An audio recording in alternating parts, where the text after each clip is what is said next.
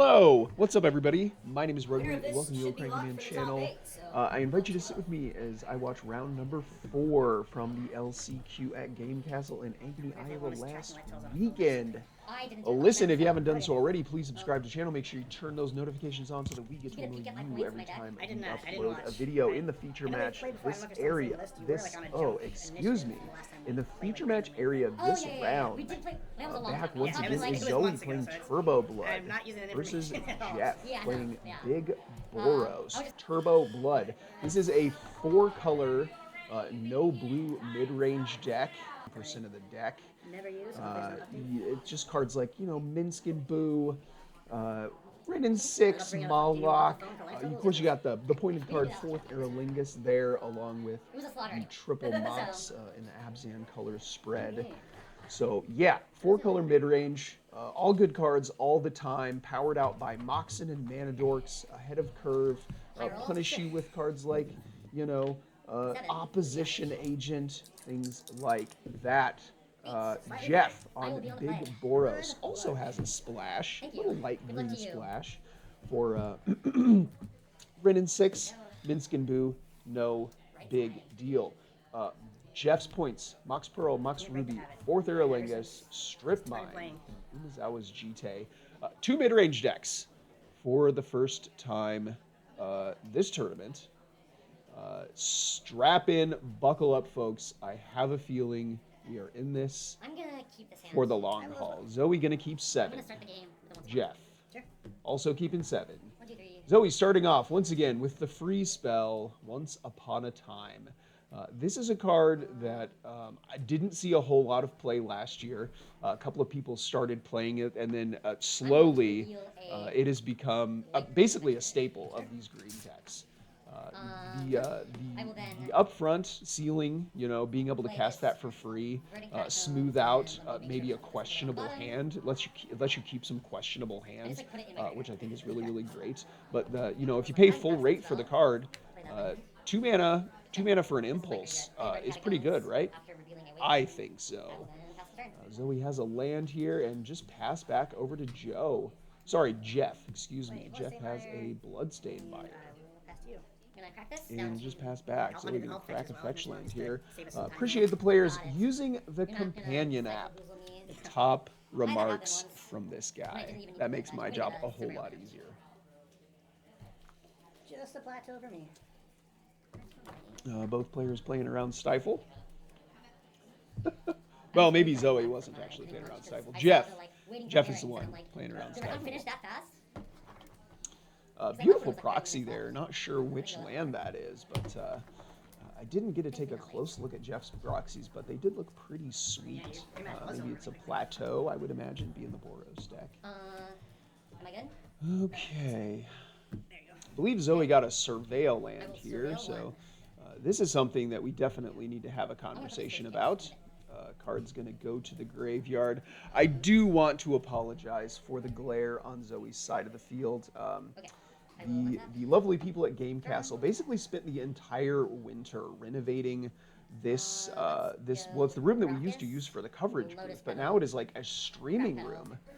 So it's very nice. Unfortunately, it came with some growing pains. We have a bad glare situation that we weren't able to get resolved. So please bear with me. Fortunately, the glare basically only touches the lands there on Zoe's side. So, most of the rest of the battlefield looks fine. It looks like Zoe has a White Plumed Adventurer, so the initiative has been introduced in what is most assuredly an initiative matchup. So we're going to see a lot of that this round. A Lightning Helix from Jeff here looks like it's going to take care of this. WPA. There has been a lot of talk in recent months, basically, well, probably for the last year since Baldur's Gate came out, about specifically Minsk and Boo, White Plume Adventurer, Seasoned Dungeoneer, the initiative cards, but a lot of talk about White Plume Adventurer in particular because it's the only one that's 3 mana. Possibly getting pointed in Canadian Highlander. Minsk and Boo as well, I mentioned that. All of those cards in both of these players' decks. So Joe's Lightning Helix gonna take care of that white plume. He'll go up to 22. Yeah. Just getting it off the field is probably good. Zoe's shuffling up after searching for that basic land, it looks like. Sure, I get more stuff out of it, but... Should be headed back over to Jeff for his turn shortly. Untap. Upkeep trigger. Oh no, that was Jeff missing a land drop on his turn, actually. Had to use that Lightning Helix to take care of the White Plume Adventurer. Missing the land drop, though. Oh. Correction. Maybe, listen to me. Too busy talking, not paying attention. Maybe Zoe cast that ahead of schedule with something like a Lotus Petal. I believe Zoe has Lotus Petal. You know, definitely got to answer that White Plume Adventurer. So Zoe choosing to scry 2 in the Archives, second room of the Undercity. Here is a Green Sun Zenith for 2. I think I know what I'm finding. Zoe, lots of interesting 2-drops to go get. Scavenging Ooze, Tarmogoyf amongst them. So something that's really interesting about Zoe's list, if you're curious, you want to look at the deck, there is a link to the deck list down in the description of the video. Something really interesting that Zoe is doing, playing both Simian Spirit Guide and Elvish Spirit Guide as fast mana sources. So there are not, in fact, I don't know if I've ever seen a deck, at least in our meta, that was using Simian Spirit Guide and Elvish Spirit Guide in one of these mid-range decks. I think I've seen it before in like some Storm variants or Reanimator and stuff like that. But yeah, I really like that in these sort of like decks that don't want to play a ton of like you know, mana dorks or, you know, things like that. It's like, Zoe has mana dorks, but there aren't a ton of them, like, say, in the Rule Monsters or Mono Green deck. I like those Simian Spirit Guides as that source of mana, you know, right away. Don't want to wait to untap. Don't want to draw that dead card late in the game. Just want that fast mana. Want it now.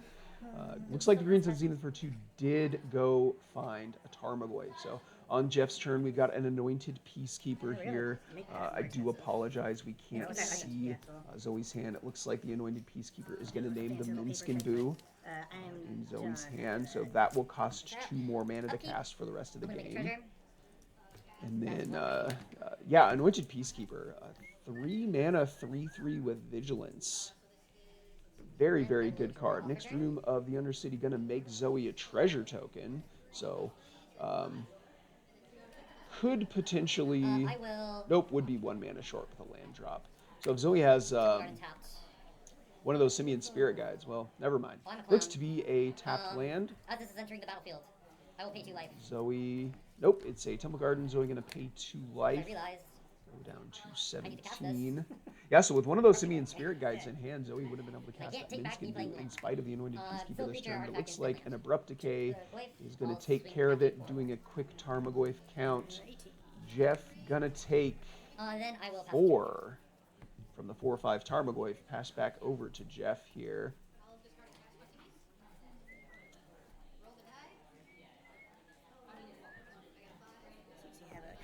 Treasure and a plateau. And you know my I honestly can't tell you how impressed I was with this 4-color blood deck from Zoe here. It looks very, very impressive all day long. Always having the best threats, the best removal, and that's what you get for you know, you're playing a 4-color deck. You're playing the best cards in each of those colors. A little bit of overlap, some tight mana. It's just a pile of good cards. It turns out when you play good cards, you win games of Magic. Fable from the Mirror Breaker off the City of Traders here for Jeff. It's a lovely Magic Dad's Goblin Shaman token. Yeah, that's good. Untap. So we're going to make a skeleton token. This one I'm too fond of. The Undercity. Can't let it go for the new one. There it is. For 1 Menace. Zoe's still with 3 cards in hand, not out of gas yet. Plenty of mana available. There is the 6 mana source. Is it time for Minskin Boo? There it is. Perhaps I'm incorrect about Anointed Peacekeeper. I was thinking that that tax would remain in effect throughout the game, but maybe when the Anointed Peacekeeper dies, the tax goes away. So, regardless, Minskin Boo is here now, and it looks like... I will bounce the Boo token to my hand. Sure. This will go into your graveyard. I will... Oh, okay. I was wondering why the Caracas was used there, too. But effectively, it countered both halves of the Bone Crusher Giant. So, yep, that does make a lot of sense then. Very heads-up play from Zoe. And it looks like Zoe's just going to pass back over to Jeff. Perhaps waiting for a better situation to attack here. Jeff, Fable of the Mirror Breaker going up to Chapter 2. Thinking about some cards to discard.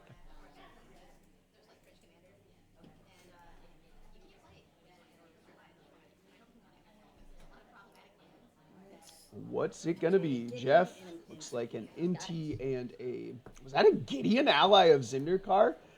Represent Chad. Both those going to go away. A couple of fresh cards coming off the top from the Fable. How many lands currently? Five. Jeff is going to need to find a way to answer this Minskin Boo as well as those two creatures that are in play. Otherwise, this game is going to push further and further into Zoe's favor. Minskin Boo is going to be able to make another hasty hamster token. Here's 5 mana. Looks to be an Othari. Okay, this is a Phoenix. We got to read this card. Not 100% sure what it does. Bear with me for just 1 second. I got to pull this card up. Swing. This is coming at Min. Excuse me. I'll have everything going at Min. Well, it has haste. Rebel token? Rebel token. I'll have... You make a treasure? Othari. Sun's Glory. This is a 5 mana 3/3. Lock. Flying, lifelink, and haste. Whenever it attacks, you get an experience counter and then create a 2/2 red rebel token that's tapped and attacking for each experience counter you have. Okay. All right. So it's like It should be a 5/6. holy cow! It's like a Hero of Bladehold kind of, but it has flying and lifelink, so it's also a lightning helix. This card seems very, very good. But wait, there's more.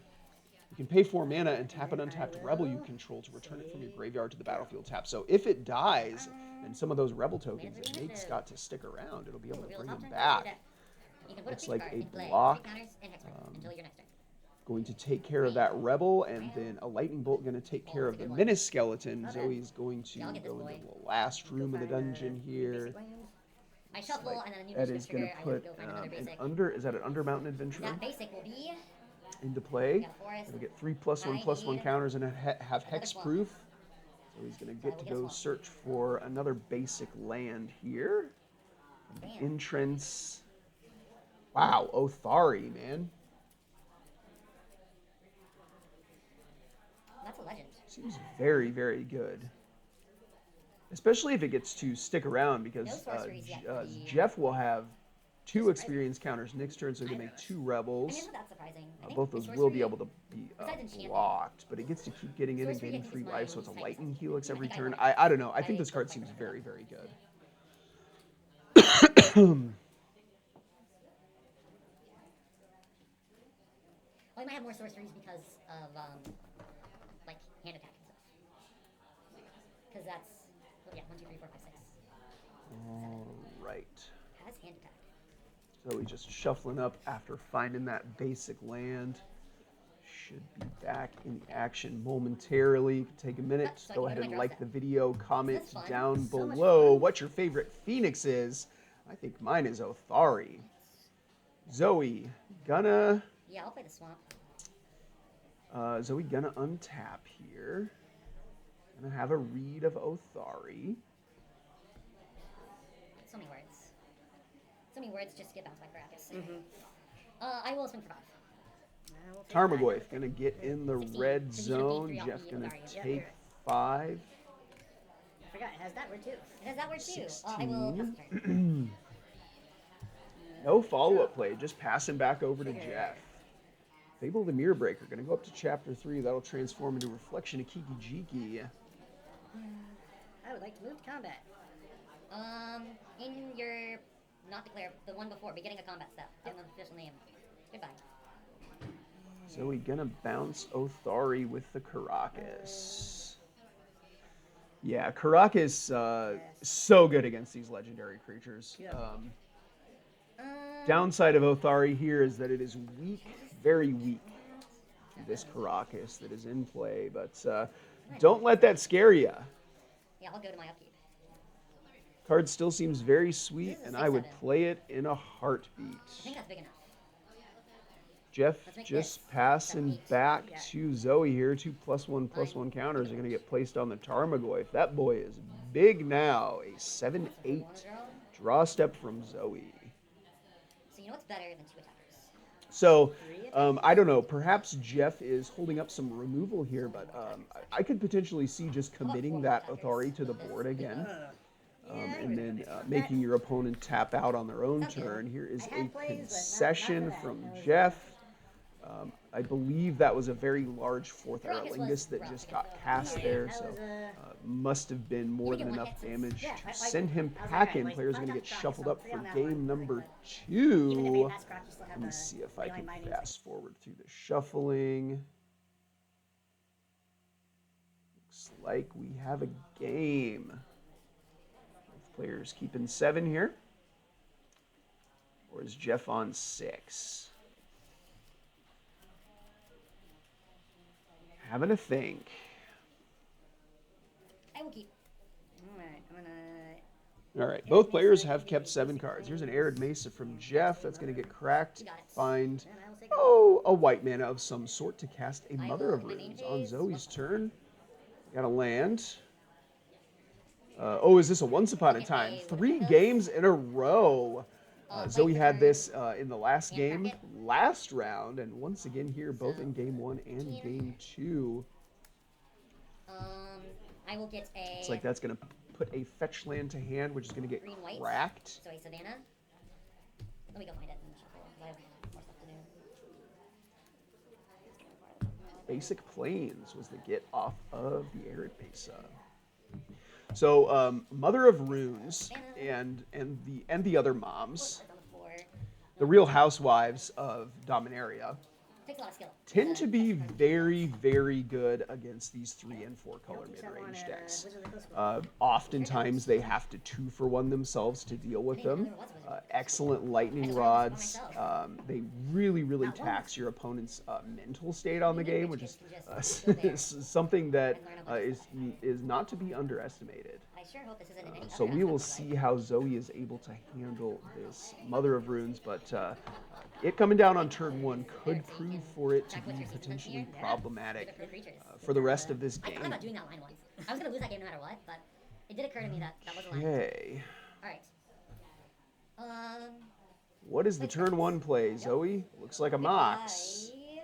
And the follow-up is... Cut this for black, cut this for green. I'm going to give Wither Runes -2/-1, and then I will mill 3 and Witherbloom command to kill the Mother of Runes, and then mill 3 and put a land to hand.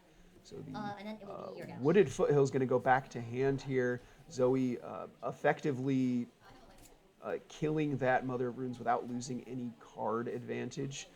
It bodes very, very well for the way that the rest of this game is going to go. What is this? Okay. That one's not... Looks like Jeff is just going to play a land and pass back over to Zoe. Beautiful Taiga proxy there. I'm going to have to ask Jeff where he got these. Foothills, crack it for a... There's the Wooded Foothills from the Witherbloom command. It's going to get cracked. Off the plateau, Zoe play a mom. Getting a Mother of Runes into play, and a Luminarch Aspirant. I'd then like to go to combat. Before combat, you got it. I would like to sword your aspirant. Swords to Plowshare is going to take care of that Luminarch Aspirant, so it doesn't get to put a +1/+1 counter on anything. Get this plateau. So he's going to find that plateau from that fetch land, and then it'll be Jeff's turn. That was a good draw. I see a Chain to the Rocks in Joe's hand, which I think is super sweet. So once again, on the other side of the battlefield is some other runes now, which can prove pretty problematic for these type of decks. Killing it while it's still summoning sick, obviously the best way to take care of it. There is a Forked Bolt. Also going to send 1 damage to Zoe's face. Jeff has the Chain to the Rocks, and not sure what that other card is in hand. Untap. Draw. I am not sure what that is. That's actually kind of funny. Actually, okay. Let's play this. Stop these two. It's a really good card against your deck. Dahlia's Garden of Raven. Guardian of Raven. I will then pass the turn.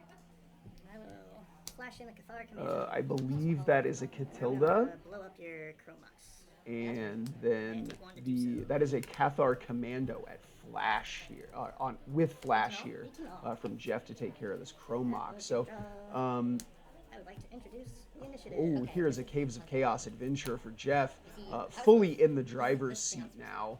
Zoe missing the last couple of land drops. Does not look well as Jeff continues to chuck out threats. This is actually pretty funny. Like, can attack into this problem. Here is 2 mana for, not sure what that was. I will attack. Inti trigger. Yep. Oh, it is an Inti. Okay, so this is at the very least going to take the initiative, potentially trade with the Caves of Chaos Adventure if it blocks. Yeah, I will clear no blocks. Okay, you go to 15. So yeah, so Jeff does not block. Is going to let Zoe take the initiative. Yeah, the Inti there, being able to put the +1/+1 counter on the Catilda is just really, really good stuff. I was really concerned that Zoe was going to keep missing land drops and not be able to catch back up, but right place, right time. Inti, best card printed in 2023. You can quote me on that. Card is ye good. So Zoe's going to pick up a basic land, and let's see if there's a follow-up here.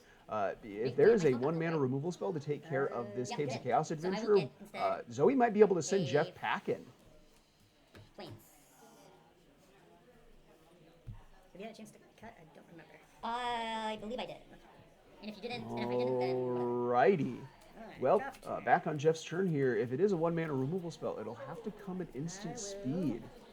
We're going to get a go to combat here. Jeff is going to get to exile a card that he can play this turn with this Caves of Chaos adventure. That is a Wandering Emperor. I think I will retake the initiative. I will go to the Forge. Pump up this guy. Looks like Jeff's going to take the initiative back from Zoe and go into the Forge, put 2 +1/+1 counters on the Caves of Chaos adventurer.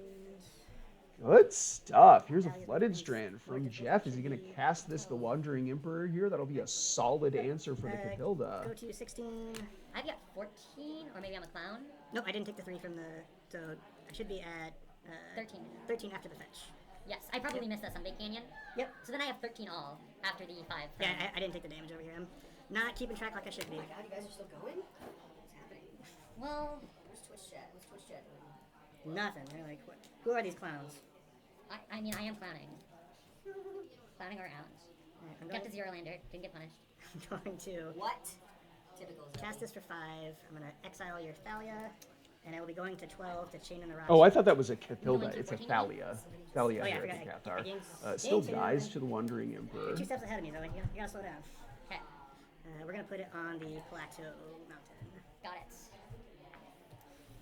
And a Chain to the Rocks here, gonna take care of the Inti. So Jeff was able to capitalize on that little mana stumble from Zoe there in turns 3 and 4 of the game, and now has reduced Zoe's board to just 3 lands. Let's see if Zoe can cobble something together to be able to claw back into this game. Another land. I see a Questing Beast in hand here. That would be a pretty good answer. It let Zoe take the initiative back and kill the Wandering Emperor. Oh, sorry. This is awkward. You weren't supposed to have to... you could... Oh, yeah, you could have. Never mind. Does Zoe have double green to be able to do that, though? Kill the Thalia first. I see a Bayou in play. I know there's a Plains there. Too much. Gonna take a second to think it over. Totally fine if you just want to like not do anything. I don't. Not really. This gives it first strike. First strike and a +1/+1 counter. So yeah, I don't know if that even works because Jeff is going to be able to deal Zoe 5 damage with the initiative the next time that he gets to take it, and then the Caves of Chaos Adventure is going to be attacking for 7. So that's a total of 12 damage. And when you put the Wandering Emperor into that equation, it's going to be putting +1/+1 counters on the Caves of Chaos and giving it first strike. Next turn, but plays Undermountain. What is this? Looks like an Undermountain Adventure. So Zoe is going to take the initiative back now. The Undermountain Adventure, unfortunately, will not be able to trade with the Caves of Chaos Adventure, but it will allow Zoe to stay alive for 1 turn longer. Putting that one on top. I believe Jeff is hellbent, so... Then you are good to go. Because I played land this turn. Oh, I guess Jeff has a redraw off of the Sunbay Canyon. A removal spell here does it, I believe. Because the Caves of Chaos Adventure goes up to 8. And then with the Wandering Emperor activation, I mean, and then the 5 from the dungeon. So that is 13, but the Undermountain Adventure will soak up 4 damage. So here's a Broadside Bombardiers, and that is most definitely lethal. Wandering Emperor going to get activated on the Caves of Chaos. Make a goblin. He's going to be crunching in because he has to. Maybe that's not a Broadside Bombardiers. It's a Goblin Rabble Master. Season Adventure. So a different Goblin. Season Dungeoneer on the top. Yeah. So Jeff will get to deal 5. Take the initiative. Deal 5 more.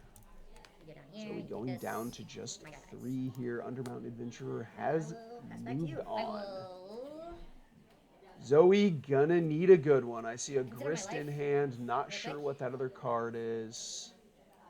Let's see what the top of the library has. It is a questing. I have multiple lines of play. So, and that is a 4th Aralingus off of the draw step there. I think that's going to do it. We are going to get to see a game number 3. Yes. Let's go. All right. These have been 2 very, very good games. A lot of back and forth. There was a couple of moments in there where I wasn't sure which way it was going to go. Some really solid top decks. The mana issues have also been very apparent. So let's see if we can fast forward through the shuffling here. All right, game number 3.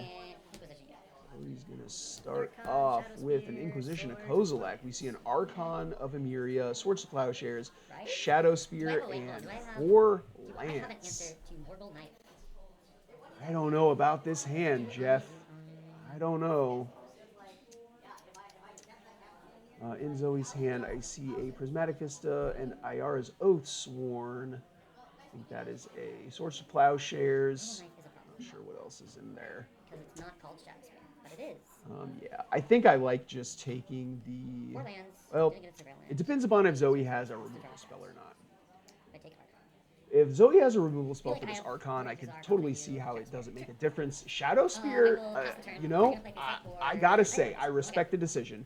Shadow Spear, Zoe's deck does not have a ton of ways to answer it. It is much easier to answer a creature. So Shadow Spear, it gives Jeff's creatures trample and lifelink. So if they get into a grinding situation, the Shadow Spear math matters a ton. I respect it. I respect it. Let's see what Jeff just has a Scalding Tarn here. So he's got on turn number 2. I believe there was a second land in hand. Yep, Prismatic Vista. Here's 1 mana for a Deathrite Shaman. Go ahead and go down to Speaking of cards that matter in mid-range matchups, Deathrite Shaman. And Deathrite Shaman math by extension, very, very important. There's a Sacred Foundry into play tapped from Jeff. Let's see what he's got on turn number 2. Only lands. Untap your Sacred Foundry. There's a Plains. Did we find anything good? Flame Slash, going to take care of the Deathrite Shaman. Again, I respect it. Those are cards that matter a lot in a long game.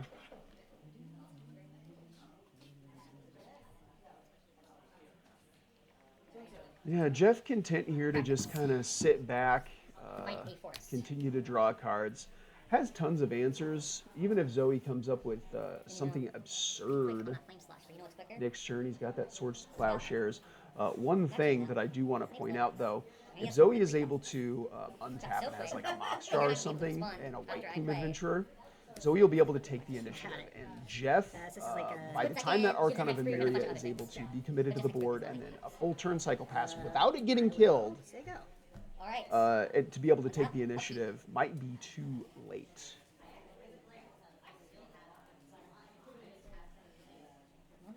But a Legolas's Quick Reflexes is going to protect the Deathrite Shaman from the Flame Slash here. So Legolas's Quick Reflexes doing work. Jeff choosing not to 2-for-1 himself. Well, maybe he will. Maybe he will Swords this Deathrite Shaman. We'll see what happens. I'd like to go to my draw step after you cut. You got it. Let's see. Zoe being able to protect that Deathrite Shaman here. If Zoe has like a 4-drop, a Minskin Boo, a Caves of Chaos Adventurer, to be able to commit to the board here and truly back that Legolas's Quick Reflexes with the mana from the Deathrite Shaman, it will be super impressive. Here's an Iara's Oathsworn. This is a card that is basically exclusive to Zoe's deck. I haven't seen it in many other lists at all. It's very sweet. Here's a Swords to Plowshares on the instep. Is that going to get pointed at the Oathsworn or at the Deathrite Shaman? It looks like it's going to take care of the Oathsworn. And then Jeff is going to get an untap here and commit this Archon of Emeria to the board.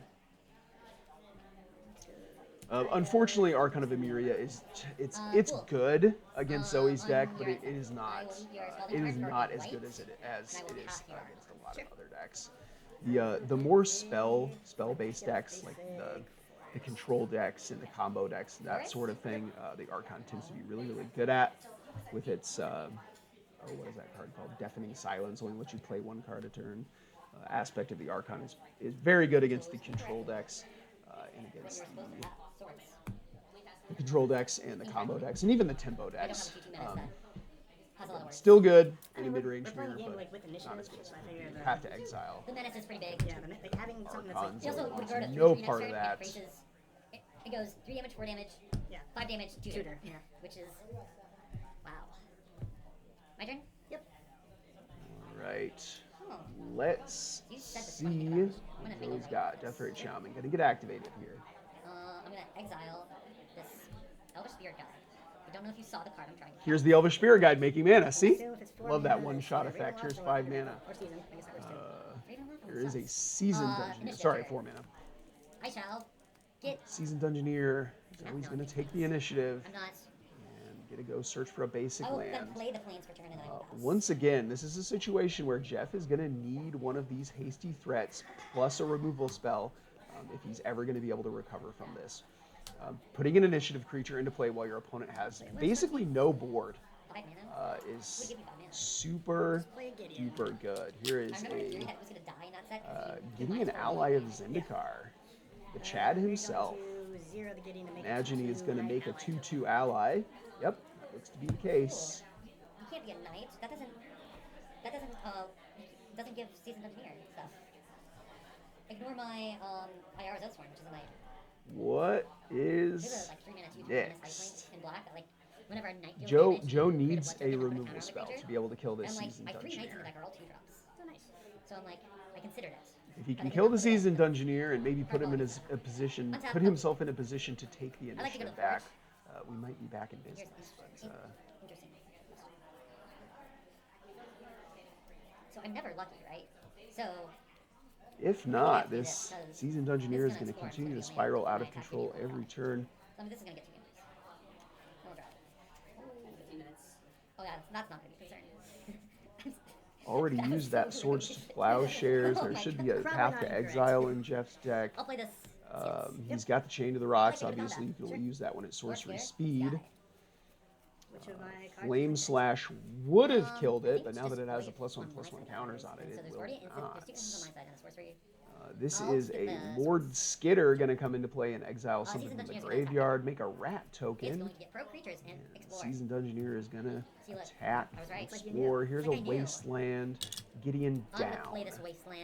Wasteland going to come into play for Zoe. So we're going to use it right away. Yep. Oh, that's also red. Okay. Yep. So you have 2 white, 2 red, 2 green. Yes. So it doesn't really make sense. Is there a double white card I'm concerned about, but you dispatch? So I will just pass the turn. Nope, not going to use the Wasteland on the instep here. Jeff is going to crack this Windswept Heath.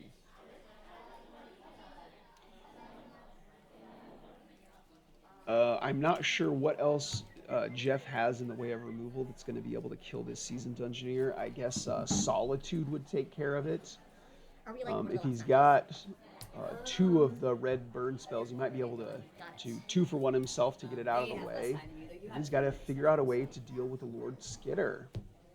It's going to be pretty hard for Jeff to claw his way back into trying to phrase it that it's not just I'm going to kill you. Despite, I mean, if there was an advantage meter, it would definitely be on your side right now. But we'll play it out. We'll see. All right, here's Jeff going to take a draw step. What's it going to be? That's the reason I'm not on that card. I can't say it. I mean, I could be on the card. Who knows?